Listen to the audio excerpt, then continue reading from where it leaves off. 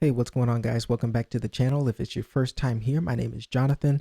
And in today's video, I'm going to be giving you guys a little bit of a primer on just piano itself so that you guys can understand what these white notes are, what these black notes are, how do we come up with the names for these different keys. And that's what we're going to be going through today in this video. So first things first, whenever we're talking about music in general, we're talking about the piano in this case, but in any other instrument, just remember that that is only a medium for you to translate musical ideas. Okay. This piano has the same frequencies and notes as a bass or as a guitar or any tonal instrument. Okay. I mean, there's different timbres and there's different octaves and things of that nature, but all of these instruments share the same musical alphabet, which is what we're going to be going through right now. So just keep that in mind when you're thinking about this. I may be teaching you on piano, but everything that I'm teaching you is universal to any instrument. Okay.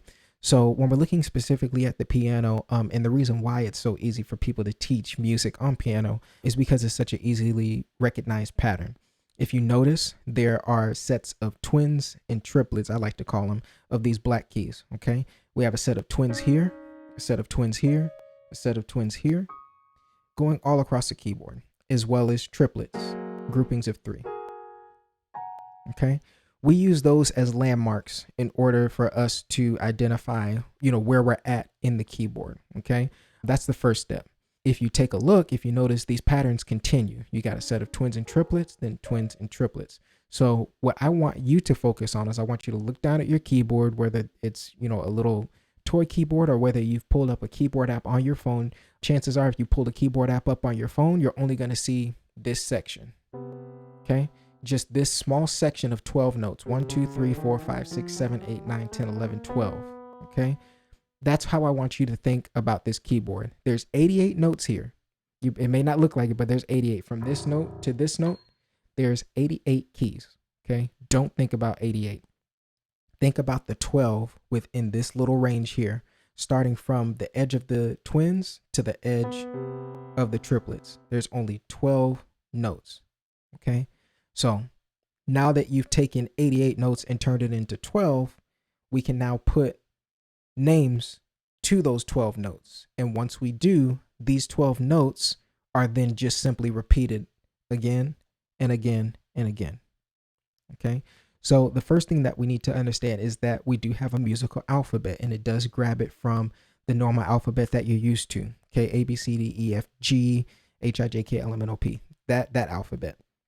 However, in music, we only use the first 7 letters. We use A, B, C, D, E, F, and G. As you can look on the screen, I've written that out for you.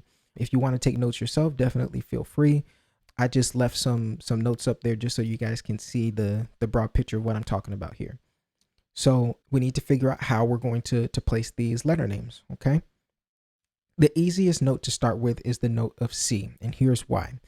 C is going to be the note located directly to the left of the twins. So wherever your keyboard is, I want you to find the twins. Okay. Then I want you to go to the white note that is directly to the left. That note is what we call C. In this particular case, I happen to be playing C directly in the middle of my keyboard, which is why it's called C3 or middle C. So this is what we're going to call C. Okay. Right now that we have a basis for our first note, which in this case is going to be C, let's forget about the black notes for now. Let's forget about those. We're going to start from C, and moving from each white note, we're then going to add a letter from the alphabet in sequential order. Okay. So we have C here. If I were to move to the right, the next letter would be D, because that's the next letter in the alphabet. A, B, C, D, then E, then F, then G. Now, remember, we're only using the first 7 letters of the alphabet. So once we get to G, we actually start back over on A. So after G, we get A, B, and then after B comes what? C. And if you notice, we're right back to our next set of twins right up here. So we've traveled from middle C all the way up to this C. Okay, it's at a higher octave. The same thing can be said moving backwards. If I start on C and I move to the left, I need to go backwards in my alphabet. So C, what comes before C? B, then A, then G, F, E, D, back to C. Okay, so that's the first thing that you need to understand when you're looking at your piano keyboard. Okay, is that everything is a pattern, and as long as you have one reference pitch, you can find any pitch on this keyboard. Okay, another reference point that I like to show people is F, because F is directly to the left of the triplets. Okay, if you find your triplets, go directly to the left, you get F. So no matter which one of these notes, whether you're comfortable with the twins starting on C or comfortable finding F, whichever note you're most comfortable with finding, that's how I want you to start learning. Okay, find your reference pitch and then find all your other pitches centered around that one pitch, because eventually what you're gonna do is you're gonna memorize these things, and then you won't have to use little tricks like that to remember where certain notes are. Okay. And now we're going to get into something that where most people would stop the video and say that's enough. I'm going to take it one step further. We're going to take care of the black notes up here. Okay. I'm probably going to do a separate video much later in the future explaining why things are the way that they are for the black keys. But in order to keep the video short and to not explain too much, I'm just going to go on ahead and show you guys how this works. Okay. So in order for us to name these black keys, they derive their names from the keys that surround them. Okay. If you look at this first twin right here, this first note in the set of twins, on either side, there is a white key.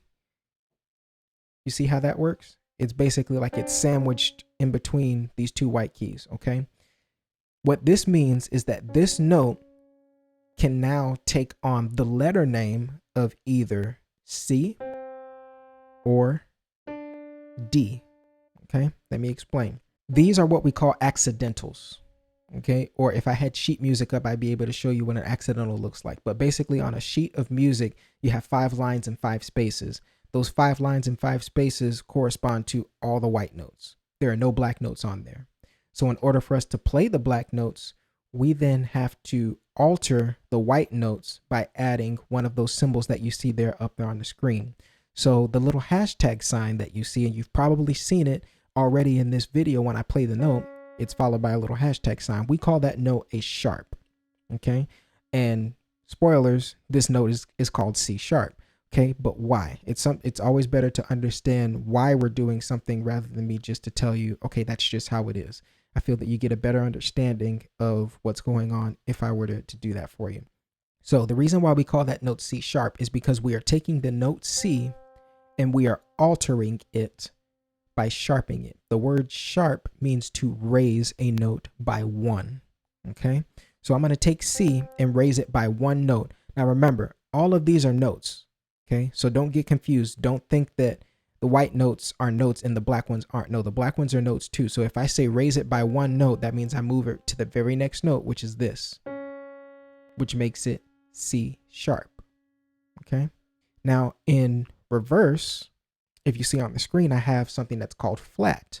Okay. If I were to start on the note D and lower it by 1 note, it would be a D flat. But let me change something real quick for you guys so that you can see. So now if you take a look at the note, you see that it has a little B next to it, a little fancy B. That note or that sign is called a flat. Okay. Now accidentals are always going to show up for the most part after the letter. So it's literally telling you a formula. If you see D followed by that little flat sign, what it's telling you to play is it's telling you to first find D. Don't play D, but find it on your keyboard. And it's right here in the middle. And then it's telling you to lower that note by 1. And that's how you get to that note. Okay. If that went a little bit fast for you, just rewind the video and take it really slow. I don't think that I can explain it any simpler than that or any slower than that. So if you get lost, just rewind the video, go back and listen very attentively. Okay. Now that you have that concept, you can use this concept to name all of the notes here. So because I'm my system is on flats right now. I'm just going to go through all the flat notes and we're going to go through it one by one. Okay, so we already have D flat, and we got D flat because we started on D and we lowered it by 1. Okay, so here's E. If I lower an E by 1, I get E flat, right? Because I'm taking E and I'm lowering it, which means E flat. So if I play this note, the screen should be correct, E flat. Okay, same thing for the triplets. Okay, if I start on G, which is right here, remember you get C, D, E, F, and G. If I lower this note by 1, I get G flat. A, you get A flat, and B, you get B flat. Okay, now let's look at the sharps. We already know that this is C sharp, right? Because we took C and we raised it by 1. Okay, and in general, when you're looking at a keyboard, when we're talking about raising something, we're talking about raising it in pitch. Moving to the right, you're going to get higher pitches. Moving it to the left, you're getting lower pitches. Okay, so we have C sharp. If I take D and I raise it by 1, I get D sharp. F, you get F sharp. G, you get G sharp. A, you get A sharp. Okay, so this creates a little bit of an issue, right? Because now all of the black notes have 2 different names. Okay, in a future video, I'm going to explain to you guys what the reason for that is and go a little bit more in depth. But right now, all you need to understand is that the black notes can have 2 separate names, but they both mean the same thing. This term is called enharmonic. Okay, it's a note that shares 2 different names. Okay, so think of it as you having your birth name and a nickname. They both are referring to the same person. Okay, C sharp can also be called D flat.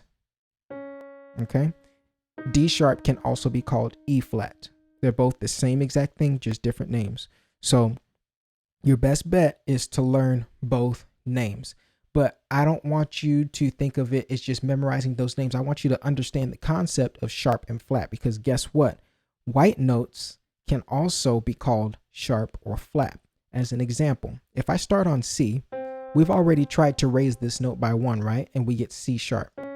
Okay, well, what if I wanted to take this C and lower it by 1? Well, most of you would just say B, which is correct, but B also has an enharmonic name. Okay, if I'm still using the concept of flat and I want to make that work, I start on C, and if I lower this note by 1, I would then call this a C flat. I don't have a setting on my software to be able to show that to you to prove it, but if you were to look at certain pieces of music, you may see something that says C flat. And what that's telling you to do is go to the note C and then alter it by lowering it to a B. But instead of calling it B, they call it C flat. Okay, same thing can be said for B sharp.